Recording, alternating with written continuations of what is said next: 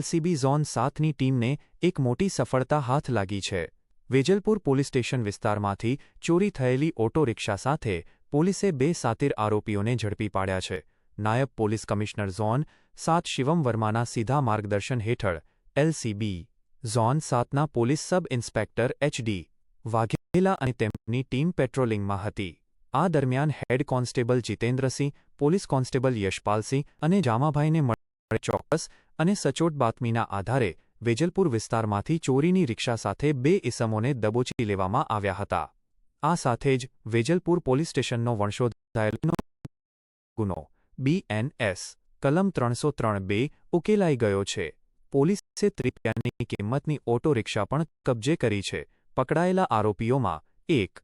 વીરુ બાબુભાઈ નાયક, ઉંમર 27 વર્ષ, રહે વાસણા, અમદાવાદ। 2.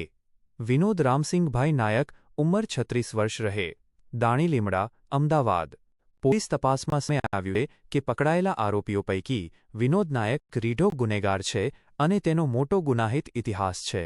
તેની સામે અગાઉ વાસણા પોલીસ સ્ટેશનમાં ચોરીનો ગુનો, દાણીલીમડા પોલીસ સ્ટેશનમાં પ્રોહિબિશનના 2 અલગ-અલગ ગુનાઓ તેમજ પાલડી પોલીસ સ્ટેશનમાં પણ પ્રોહિબિશનનો ગુનો નોંધાઈ ચૂક્યો છે।